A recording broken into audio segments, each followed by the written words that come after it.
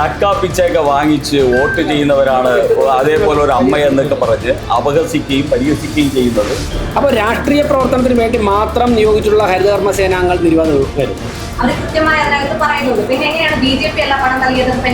അത് ആ അമ്മയോട് ചോദിക്കണം. അമ്മയെ പറഞ്ഞത് നിങ്ങൾ എന്തിനാണ് അങ്ങനെ വാങ്ങിക്കുന്ന ആളായിട്ട് അമ്മയെ ചിത്രീകരിക്കുന്നത്? കേരളത്തിലെ യുവാക്കൾക്കായിട്ട് കേന്ദ്ര സർക്കാർ നൽകിയ 285 കോടി രൂപ എന്തുകൊണ്ട് വിനിയോഗിച്ചിട്ടില്ല എന്നതിനെ സംബന്ധിച്ച് ഈ സർക്കാർ ഉത്തരം പറയാൻ തയ്യാറാണ്. 5000 രൂപ അവർക്ക് എല്ലാ മാസവും മരുന്ന് വാങ്ങാൻ വേണമെന്നും ആ 5000 രൂപയ്ക്ക് വേണ്ടി ഞാനിങ്ങനെ തെണ്ടി നടക്കുകയാണെന്നും. ഇതുപോലെ തന്നെ പല നിയോജക മണ്ഡലങ്ങളിലും എല്ലാ ചട്ടങ്ങളെയും മറിഞ്ഞു നടന്നുകൊണ്ട് CPM ബൂത്തുകൾ സ്ഥാപിച്ചിട്ടുണ്ട്.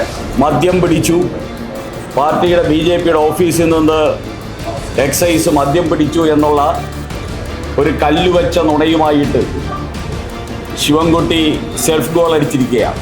സർക്കിൾ ഇൻസ്പെക്ടർ പറയുന്നത് അതവിടെ ഇരുന്നോട്ടെ, BJP പ്രവർത്തകരൊക്കെ ബൂത്തിനകത്തിരുന്ന് അവിടുത്തെ കാര്യം നോക്കിയാൽ മതി എന്നാണ് മെഡിക്കൽ കോളേജ് സർക്കിൾ ഇൻസ്പെക്ടർ പറയുന്നത്. മദ്യവും മയക്കുമരുന്നും ഒക്കെ കൊടുത്ത് സഖാക്കന്മാരെയും അതോടൊപ്പം തന്നെ നേതാക്കന്മാരെയും ലഹരി പിടിപ്പിക്കേണ്ട ഗതികേട് ശിവൻകുട്ടിയുടെ പാർട്ടിക്കാണ്, ശ്രീ പിണറായി വിജയൻ്റെ മാർക്സിസ്റ്റ് പാർട്ടിക്കാണ്. BJPയുടെ NDAയുടെ നേതൃത്വത്തിൽ കഴിഞ്ഞ 2 ദിവസമായി ഞങ്ങൾ രണ്ടുപേരുമായി കേരളത്തിലെ സർക്കാരിനോടും പ്രത്യേകിച്ച് നേമത്തെ സ്ഥാനാർത്ഥിയായിട്ടുള്ള ശിവൻകുട്ടിയോടും 14 ചോദ്യങ്ങൾ ഉന്നയിച്ചിരുന്നു. ഈ 14 ചോദ്യത്തിന് ഒന്നിനു പോലും ഉത്തരം നൽകാൻ കഴിയാതെ ഉത്തരം മുട്ടി വഴിമുട്ടി നിൽക്കുന്ന പിണറായി വിജയൻ സർക്കാരിനെയും ശിവൻകുട്ടിയെയുമാണ് കേരളം കണ്ടുകൊണ്ടിരിക്കുന്നത്. ഇന്ന് ഞങ്ങൾ മറ്റു ചില ചോദ്യങ്ങളുമായിട്ട് വരുമെന്ന് നേരത്തെ തന്നെ അറിയിച്ചിരുന്നതാണ്. ആ ചോദ്യവുമായിട്ട് വരുന്നതിന് മുമ്പായി ഇന്ന് ശിവൻകുട്ടി ഈ മാർക്സിസ്റ്റ് പാർട്ടിയും നേമത്ത് ഒരു സെൽഫ് ഗോൾ അടിച്ചിരിക്കുകയാണ്. മദ്യം പിടിച്ചു, പാർട്ടിയുടെ BJPയുടെ ഓഫീസിൽ നിന്ന് എക്സൈസ് മദ്യം പിടിച്ചു എന്നുള്ള ഒരു കല്ലുവച്ച നുണയുമായിട്ട് ശിവൻകുട്ടി സെൽഫ് ഗോൾ അടിച്ചിരിക്കുകയാണ്. ഞങ്ങൾക്ക് ശിവൻകുട്ടിയെ തോൽപ്പിക്കാനും കേരളത്തിലെ ഇടതുപക്ഷ ഭരണം അവസാനിപ്പിക്കാനും മദ്യത്തിൻ്റെയും മയക്കുമരുന്നിൻ്റെയും ആവശ്യമൊന്നുമില്ല.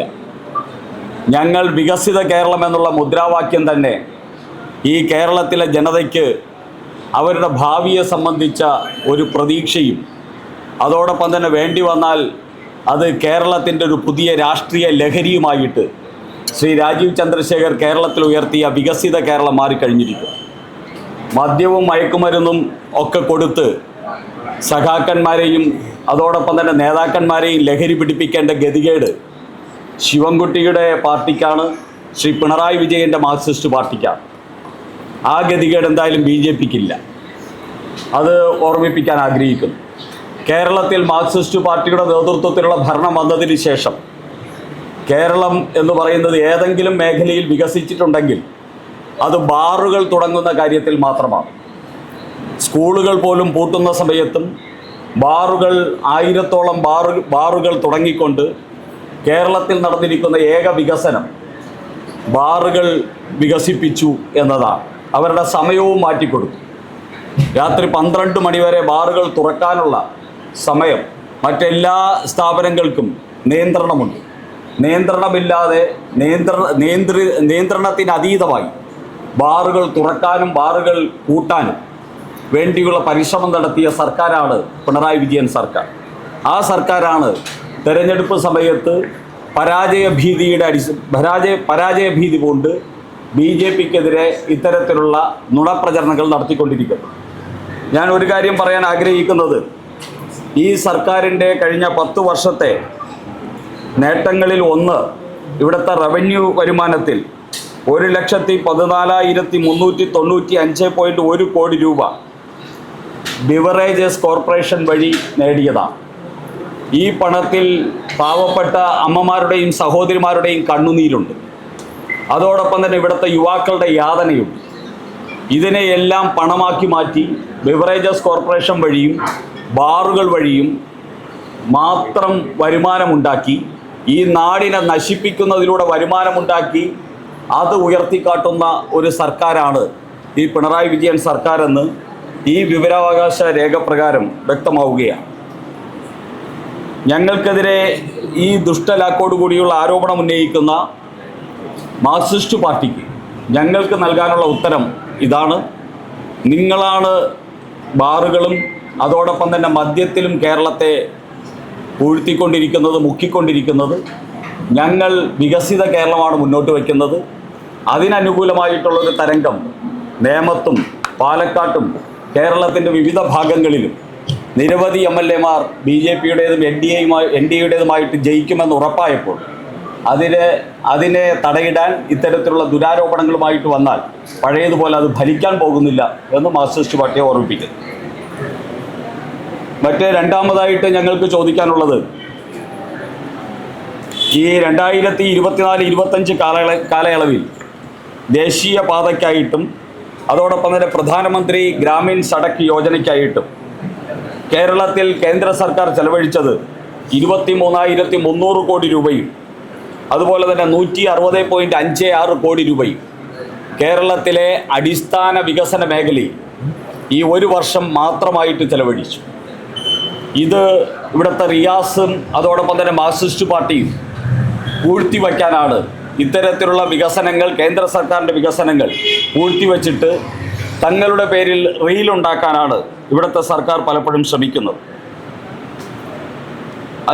ഈ എമൗണ്ടിൽ, ഈ പറഞ്ഞ പണത്തിൽ കേവലം 31% മാത്രമാണ് സംസ്ഥാന സർക്കാർ ചെലവഴിച്ചിട്ടുള്ളത് എന്നുള്ളതും കൂടി ഓർമ്മിപ്പിക്കാൻ ആഗ്രഹിക്കുകയാണ്. അതുകൂടാതെ PMEGP പദ്ധതി പ്രകാരം വ്യവസായ സംരംഭങ്ങൾ പ്രോത്സാഹനമേകാനായിട്ട് മാർജിൻ മണിയായിട്ട് 285 കോടി രൂപ കേന്ദ്രം നൽകി. ഈ തുക വേണ്ടവണ്ണം വിനിയോഗിക്കാതെ ആ പദ്ധതി, യുവാക്കൾക്ക് വ്യവസായ സംരംഭങ്ങൾ ആരംഭിക്കാനുള്ള കേന്ദ്ര പദ്ധതിയെ ഇവിടുത്തെ സംസ്ഥാന സർക്കാരിൻ്റെ നിസ്സഹകരണം കാരണം 285 കോടി രൂപ വേണ്ട രീതിയിൽ വിനിയോഗിക്കാൻ സാധിച്ചിട്ടില്ല എന്നാണ് ഈ രേഖകളിലൂടെ തെളിയുന്നത്. ഇതിനെ സംബന്ധിച്ച് സർക്കാരിന് എന്തു പറയാനുണ്ട് ഇവിടുത്തെ യുവാക്കളോട്? ഇവിടെ വിദ്യാസമ്പന്നരായി തൊഴിലില്ലാതെ 30% തൊഴിലില്ലായ്മ നിലനിൽക്കുന്ന, ഇന്ത്യയിലെ ഏറ്റവും കൂടുതൽ തൊഴിലില്ലാത്ത യുവാക്കൾ ഉള്ള കേരളത്തിലെ യുവാക്കൾക്കായിട്ട് കേന്ദ്ര സർക്കാർ നൽകിയ 285 കോടി രൂപ എന്തുകൊണ്ട് വിനിയോഗിച്ചിട്ടില്ല എന്നതിനെ സംബന്ധിച്ച് ഈ സർക്കാർ ഉത്തരം പറയാൻ തയ്യാറാണ്. അതുകൂടാതെ കേരളത്തിനായി mega food park, petro chemical park, unity mall, spices park തുടങ്ങിയവയ്ക്കായി 440.54 കോടി രൂപയുടെ സംരംഭങ്ങൾ അനുവദിച്ചു.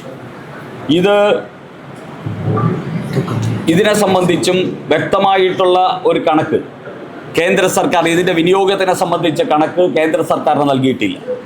അതേ സമയത്ത് ഇതൊക്കെ ചെയ്തു എന്ന് പിണറായി വിജയൻ്റെ തലവെച്ചുള്ള ഫ്ലക്സ് ബോർഡുകൾ, ഹോർഡിങ്സ് കേരളത്തിൻ്റെ വിവിധ ഭാഗങ്ങളിൽ കാണുന്നുമുണ്ട്. ഞങ്ങൾക്ക് വേണ്ടത് പിണറായി വിജയൻ്റെ ഹോർഡിങ്സ് അല്ല. കേന്ദ്ര സർക്കാർ, നരേന്ദ്രമോദി സർക്കാർ കേരളത്തിൽ നൽകുന്ന പണം കേരളത്തിലെ സാധാരണക്കാരന് ഗുണം ലഭിക്കുന്ന രീതിയിൽ, യുവാക്കൾക്ക് ഗുണം ലഭിക്കുന്ന രീതിയിൽ വിനിയോഗിച്ചതിൻ്റെ എന്തെങ്കിലും രേഖ ഇവിടുത്തെ പിണറായി വിജയൻ്റെ കയ്യിലുണ്ടോ, ഈ സർക്കാരിൻ്റെ കയ്യിലുണ്ടോ എന്നാണ് BJPക്ക് അറിയേണ്ടത്. ഇതിനെ സംബന്ധിച്ച് വ്യക്തമാക്കാൻ സർക്കാർ തയ്യാറാകണം. കേരളത്തിലെ തദ്ദേശീയമായി വികസിപ്പിക്കുന്നു എന്നവകാശപ്പെട്ട് കൊക്കോണിക്സ് എന്ന പേരിൽ ലാപ്ടോപ്പുകൾ നിർമ്മിച്ചിരുന്നുവല്ലോ. 15,048 ലാപ്ടോപ്പുകൾ നിർമ്മിച്ച ശേഷം ആരും അറിയാതെ ഈ സർക്കാർ ആ സംരംഭം പൂട്ടി. ഇതിനെ സംബന്ധിച്ച് ഈ 15,048 ലാപ്ടോപ്പുകൾ അത് നിർമ്മിച്ച ശേഷം ഇത് പൂട്ടിയതിനെ സംബന്ധിച്ചുള്ള അന്വേഷണം നടക്കണം. ഇതിൻ്റെ പിന്നിൽ ചില അഴിമതികളുണ്ട്. ഈ കുടുംബവുമായിട്ട്, മാർക്സിസ്റ്റ് പാർട്ടിയുടെ പ്രബല കുടുംബവുമായിട്ട് ബന്ധപ്പെട്ട ചില അഴിമതികളാണ് ഈ ലാപ്ടോപ്പ് കമ്പനി ഉണ്ടാക്കുന്നതിനും അതിനുശേഷം അത് പൂട്ടുന്നതിനും കാരണമായിട്ടുള്ളത് എന്ന് BJP ആരോപിക്കുന്നു. അതിനെ സംബന്ധിച്ച് ഈ സർക്കാരിന് എന്ത് പറയാനുണ്ട് എന്നറിയാൻ ഞങ്ങൾക്ക് താല്പര്യമുണ്ട്. അതോടൊപ്പം തന്നെ സ്കിൽ ഡെവലപ്മെൻറ്റ് സെൻറ്ററിന് വേണ്ടി കേന്ദ്രം നൽകിയ 40 കോടി രൂപ അത് ഖാദി വില്ലേജ് ഇൻഡസ്ട്രീസിന് വേണ്ടി ആണ് ഉപയോഗിക്കേണ്ടത്. അതിൽ 90 കോടി രൂപ അതിനു മുമ്പ് അനുവദിച്ചിരുന്നു. ഈ പൈസയും ഖാദി വില്ലേജ് ഇൻഡസ്ട്രിയിൽ ഇതുവരെ ഈ സർക്കാർ വിനിയോഗിച്ചിട്ടില്ല. അവിടെയും തിരിമറി നടത്തിയിരിക്കുകയാണ്, വഴിവിട്ട് ചെലവഴിച്ചിരിക്കുകയാണ്. ഇതിനെ സംബന്ധിച്ചുള്ള വിവരവും കേന്ദ്ര സർക്കാർ ആവശ്യപ്പെട്ട സമയത്ത് സംസ്ഥാന സർക്കാർ നൽകിയിട്ടില്ല. ഇങ്ങനെ കേരളത്തിലെ എല്ലാ ജനവിഭാഗങ്ങളെയും ബാധിക്കുന്ന എല്ലാ വിഷയങ്ങളിലും അങ്ങേയറ്റത്തെ നിരുത്തരവാദിത്വപരമായിട്ടുള്ള, ജനതയോട് പ്രതിബദ്ധതയില്ലാത്ത, ഫണ്ടുകൾ അട്ടിമറിക്കുന്ന, ഫണ്ടുകൾ തിരിമറി കാണിക്കുന്ന, അതുപോലെ തന്നെ അഴിമതി നടത്തുന്ന ഒരു ഭരണകൂടമായിട്ടാണ് പിണറായി വിജയൻ ഭരണകൂടം കഴിഞ്ഞ 10 വർഷം പ്രവർത്തിച്ചിട്ടുള്ളത്. അതിൻ്റെ ഉദാഹരണങ്ങളാണ് ഞങ്ങൾ ഈ ചോദ്യങ്ങളായിട്ട് 21 ചോദ്യങ്ങളായിട്ട് കേരള സമൂഹത്തിൻ്റെ മുമ്പിൽ അവതരിപ്പിച്ചത്. കേരളത്തിലെ ഏറ്റവും പ്രധാനപ്പെട്ട വിഷയങ്ങൾ ഉയർത്തിക്കൊണ്ട് BJP മുന്നോട്ട് വെച്ച ഒരു ചോദ്യത്തിന് പോലും വസ്തുതാപരമായിട്ട് ഉത്തരം നൽകാൻ കഴിയാത്ത പ്രാപ്തിയില്ലാത്ത ഒരു ഭരണകൂടമാണ് പിണറായി വിജയൻ ഭരണകൂടം. ഈ ഭരണകൂടത്തിനെതിരായിട്ടുള്ള വികാരം ഈ കേരളത്തിൽ ഉയരണം. ആ വികാരം മുതലെടുക്കാൻ ഇവിടുത്തെ UDF പരിശ്രമിക്കേണ്ട ആവശ്യമില്ല. കാരണം UDF ഇതിൻ്റെ പങ്കാളിയാണ്, പല അഴിമതിയുടെയും പങ്കാളിയാണ്, ഇവിടുത്തെ യുവാക്കളെ ദ്രോഹിച്ചതിൻ്റെ പങ്കാളിയാണ്, ഈ കേരളത്തെ നശിപ്പിച്ചതിൻ്റെ പങ്കാളിയാണ്. രാഷ്ട്രീയപരമായിട്ട് തന്നെ CPM-ഉം കോൺഗ്രസും പരസ്പരം പങ്കാളികളാണ്. ഈ പങ്കാളികളുടെ ഭരണം അവസാനിപ്പിച്ച് വികസിത കേരളത്തിന് വേണ്ടി NDAക്ക് അനുകൂലമായിട്ടുള്ള ഒരു അന്തരീക്ഷമാണ് ഉണ്ടായിരിക്കുന്നത്. ഈ അന്തരീക്ഷത്തെ അട്ടിമറിക്കാൻ വേണ്ടിയുള്ള കുപ്രചരണങ്ങൾ ഈ ഇവിടുത്തെ ജനത അർഹിക്കുന്ന അവഗണനയോടുകൂടി തള്ളിക്കളയുമെന്നാണ് BJPക്ക് പറയാനുള്ളത്. ഇന്നലെ മെനിങ്ങാന്നും പറഞ്ഞ കാര്യങ്ങൾക്കൊന്നും ബഹുമാനപ്പെട്ട മന്ത്രിയോ അദ്ദേഹത്തിൻ്റെ സഹപ്രവർത്തകർ ആരും തന്നെ മറുപടി പറയാതെ ഒഴിഞ്ഞു മാറുകയാണ് ചെയ്യുന്നത്. അപ്പോൾ ഞങ്ങൾ പറഞ്ഞ കാര്യങ്ങൾ വസ്തുതാപരമായി അവർ അംഗീകരിച്ചിരിക്കുകയാണ്. ഇന്ന് ശ്രദ്ധയിൽപ്പെട്ട ഒരു പ്രധാനപ്പെട്ട കാര്യം, ഞാൻ ജില്ലാ കളക്ടറോട് ഞങ്ങളുടെ പ്രതിഷേധം പറഞ്ഞിട്ടുണ്ട്. അതായത് ഹരിതകർമ്മസേന അംഗങ്ങളെ പോളിംഗ് ബൂത്തുകളിൽ പോളിംഗിൻ്റെ സഹായികളായി നിയോഗിക്കാൻ വേണ്ടി ഒരു ഉത്തരവ് ഇന്നലെ ഇറങ്ങിയിട്ടുണ്ട്. ആ ഉത്തരവ് പിൻവലിക്കണമെന്ന് ഞങ്ങൾ ആവശ്യപ്പെടുകയാണ്. ഞങ്ങളുടെ പ്രതിഷേധം ശക്തമായി രേഖപ്പെടുത്തുകയാണ്. കാരണം ഹരിതകർമ്മസേനാംഗങ്ങളെ കേരളത്തിലെ തദ്ദേശ സ്വയംഭരണ സ്ഥാപനങ്ങളിൽ പല വാർഡുകളിലും എടുത്തിരിക്കുന്നത് രാഷ്ട്രീയ പ്രേരിതമായിട്ടാണ്. ഇവരൊക്കെ തന്നെ അവരുടെ തൊഴിൽ കഴിഞ്ഞാലോ അല്ലെങ്കിൽ തൊഴിലിടയ്ക്കോ ശക്തമായി രാഷ്ട്രീയ പ്രവർത്തനം നടത്തുന്നവരാണ്. പ്രത്യേകിച്ച് തിരുവനന്തപുരം കോർപ്പറേഷനിൽ വർഷങ്ങളായി CPM കൗൺസിലർമാർ വച്ചിരുന്ന ഹരിതകർമ്മ സേനാംഗങ്ങളാണ് പല വാർഡുകളിലുള്ളത്. ഞങ്ങളുടെ ടേം വന്നിട്ട് അക്കാര്യങ്ങളിലേക്കൊക്കെ തന്നെ കോഡ് ഓഫ് കോണ്ടാക്റ്റ് ഉള്ളതുകൊണ്ട് കാര്യങ്ങളൊക്കെ പരിശോധന നടക്കുന്നതേ ഉള്ളൂ. അപ്പോൾ രാഷ്ട്രീയ പ്രവർത്തനത്തിന് വേണ്ടി മാത്രം നിയോഗിച്ചിട്ടുള്ള ഹരിതകർമ്മ സേനാംഗങ്ങൾ നിരവധി പേരുണ്ട്. അവരെയൊക്കെ തന്നെ തെരഞ്ഞെടുപ്പിന് സഹായികളായ ബൂത്തുകൾ നിയോഗിച്ചു കഴിഞ്ഞാൽ അവർ വലിയ പ്രതിസന്ധികൾ സൃഷ്ടിക്കും. കഴിഞ്ഞ തദ്ദേശ സ്വയംഭരണ സ്ഥാപന തെരഞ്ഞെടുപ്പിലും സംസ്ഥാന തെരഞ്ഞെടുപ്പ് കമ്മീഷൻ ഇത് നടപ്പിലാക്കിയിരുന്നു. പല വാർഡുകളിലും സംഘർഷമുണ്ടായി. ജില്ലാ കളക്ടറെ ശ്രദ്ധയിൽപ്പെട്ട സമയത്ത് തന്നെ സംഘർഷത്തിലേക്ക് ജില്ലാ ഭരണകൂടം തന്നെ തെരഞ്ഞെടുപ്പിനെ ഒരു സംഘർഷത്തിലേക്ക് നയിക്കുകയാണ് എന്നുള്ള രീതിയിൽ BJPയുടെ പ്രതിഷേധം അറിയിച്ചിട്ടുണ്ട്. ആ നിലപാടിൽ നിന്ന് പിന്മാറണം. അങ്ങനെ അവർക്ക് വോളണ്ടിയേഴ്സിന് ആവശ്യമുണ്ടെങ്കിൽ മറ്റ് NCCയോ അതുപോലുള്ള മേഖലകളിൽ നിന്നും ആകാം. മറിച്ച് ശക്തമായ രാഷ്ട്രീയ പ്രവർത്തനം നടത്തുന്നവരെ നാളെ ബൂത്തിൽ അഡീഷണലായിട്ട് CPM-നെ സഹായിക്കാൻ വേണ്ടി ഒരാൾ കൂടെ ഇരുന്നോട്ടെ എന്നുള്ള നിലപാടാണ് ജില്ലാ ഭരണകൂടവും തെരഞ്ഞെടുപ്പ് കമ്മീഷൻ എടുക്കുന്നതെന്നുണ്ടെങ്കിൽ ശക്തമായി ഞങ്ങൾ പ്രതിഷേധിക്കും. ബൂത്തുകളിൽ നിന്ന് തന്നെ ആ പ്രതിഷേധം ഉയർന്നു വരും. ഇതാണ് പ്രധാനപ്പെട്ട ഒരു കാര്യം. മറ്റൊന്ന്, ഞാനിപ്പോൾ പട്ടം കേന്ദ്രീയ വിദ്യാലയത്തിൽ നാളെ പോളിംഗ് സ്റ്റേഷനുണ്ട്, വട്ടിയൂർക്കാവ് നിയോജകമണ്ഡലത്തിൽ. അവിടെ പോയി വെരിഫൈ ചെയ്ത് കൺഫേം ചെയ്തതിന് ശേഷമാണ് പറയുന്നത് 100 മീറ്റർ ദൂരം തെരഞ്ഞെടുപ്പ് കമ്മീഷൻ അവിടെ മാർക്ക് ചെയ്തിട്ടുണ്ട്. എന്നാൽ CPM-ൻ്റെ ബോർഡ് വച്ചിരിക്കുന്നത്, ബൂത്ത് ഓഫീസ് കെട്ടിയിരിക്കുന്നത് ഈ 100 മീറ്ററിനുള്ളിലാണ്. അത് ആവശ്യപ്പെട്ടപ്പോഴേക്കും മെഡിക്കൽ കോളേജ് സർക്കിൾ ഇൻസ്പെക്ടർ പറയുന്നത് അതവിടെ ഇരുന്നോട്ടെ, BJP പ്രവർത്തകരൊക്കെ ബൂത്തിനകത്തിരുന്ന് അവിടുത്തെ കാര്യം നോക്കിയാൽ മതി എന്നാണ് മെഡിക്കൽ കോളേജ് സർക്കിൾ ഇൻസ്പെക്ടർ പറയുന്നത്. അത് റിട്ടേണിംഗ് ഓഫീസറെ അറിയിച്ചിട്ടുണ്ട്, സിറ്റി പോലീസ് കമ്മീഷൻ ഓഫീസിൽ അറിയിച്ചിട്ടുണ്ട്. ഇതുവരെയും ഒരു നടപടിയും സ്വീകരിച്ചിട്ടില്ല. അപ്പോൾ LDF-ന് പ്രത്യേകിച്ച് വട്ടിയൂർക്കാവ് നിയോജക മണ്ഡലത്തിൽ എന്തും ആകാം എന്നുള്ളൊരു സമീപനമാണെങ്കിൽ അതിനെ അംഗീകരിച്ചു കൊടുക്കാൻ സാധിക്കില്ല. തെരഞ്ഞെടുപ്പ് കമ്മീഷൻ വളരെ ശക്തമായിട്ട് ഇതിൽ ഇടപെടണമെന്ന് ഞങ്ങൾ ആവശ്യപ്പെടുകയാണ്. ഇതുപോലെ തന്നെ പല നിയോജക മണ്ഡലങ്ങളിലും എല്ലാ ചട്ടങ്ങളെയും മറികടന്നുകൊണ്ട് CPM ബൂത്തുകൾ സ്ഥാപിച്ചിട്ടുണ്ട്. അതിൽ ശക്തമായിട്ട് തെരഞ്ഞെടുപ്പ് കമ്മീഷൻ ഇടപെടണം. അല്ലാത്ത പക്ഷം അതാ സ്ഥലങ്ങളിൽ ജനങ്ങൾ പ്രതിഷേധിക്കും.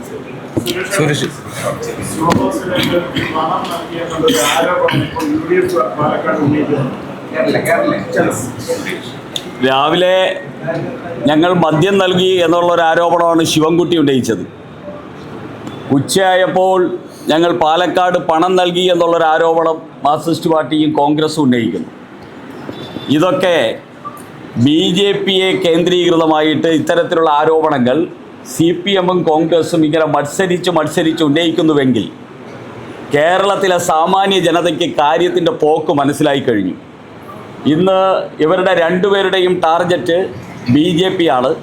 BJPക്കെതിരെ അതാത് സ്ഥലങ്ങളിൽ ഇത്തരത്തിലുള്ള ദുഷ്പ്രചരണങ്ങൾ നടത്തി BJPയെ പിന്നോക്കമടിപ്പിക്കാമെന്നുള്ള ഒരു മൂഢവിചാരമാണ്.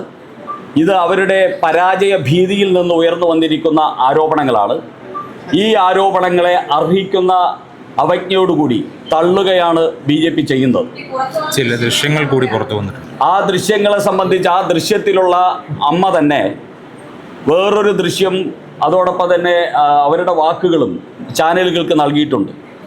അവരുടെ പെൻഷൻ കിട്ടിയ പണമാണ് അവരുടെ കയ്യിലിരിക്കുന്നതെന്നും 5000 രൂപ അവർക്ക് എല്ലാ മാസവും മരുന്ന് വാങ്ങാൻ വേണമെന്നും ആ 5000 രൂപയ്ക്ക് വേണ്ടി ഞാനിങ്ങനെ തെണ്ടി നടക്കുകയാണെന്നും ഞാൻ ശോഭാ സുരേന്ദ്രൻ്റെ ആൾക്കാർ വന്നപ്പോഴും ഞാൻ പൈസ ചോദിച്ചു എന്നും പക്ഷെ അവരെനിക്ക് തന്നില്ല എന്നും എൻ്റെ കയ്യിലിരിക്കുന്ന പൈസ എനിക്ക് പെൻഷൻ കിട്ടിയ പൈസയാണെന്നും ആ അമ്മ തന്നെ മാധ്യമങ്ങളുടെ മുമ്പിൽ പറഞ്ഞു കഴിഞ്ഞു.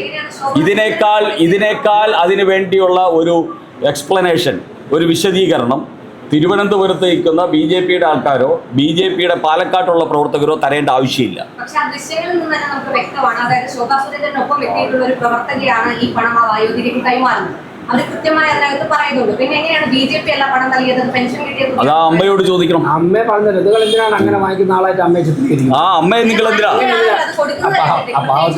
പാവപ്പെട്ട നമ്മുടെ അമ്മമാരെ പാവപ്പെട്ട അമ്മ എന്തിനാണ്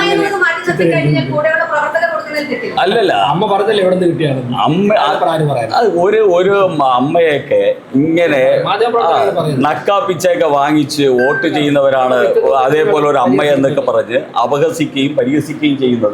നിങ്ങൾക്ക് രാഷ്ട്രീയപരമായിട്ട് ഞങ്ങളെ എതിർക്കാം, പക്ഷെ എന്തിനാ ഈ പാവപ്പെട്ട അമ്മയൊക്കെ ഇങ്ങനെ അപമാനിക്കുക? അതല്ല നമ്മൾ ചർച്ച ചെയ്ത അമ്മയുടെ കാര്യമുണ്ടല്ലോ, എന്തിനാ പാവപ്പെട്ട ഒരു വനിത ഇങ്ങനെ ഞാൻ പറഞ്ഞ ഒരു പാവപ്പെട്ട വനിതയെ ഇങ്ങനെ പൈസ വാങ്ങിക്കുന്ന ആളാണ് എന്തിനാണ് മാധ്യമം പ്രത്യേകം അങ്ങനെ ചിത്രീകരിക്കുന്നത്? ഓക്കെ, എല്ലാവർക്കും നമസ്കാരം. Thank you.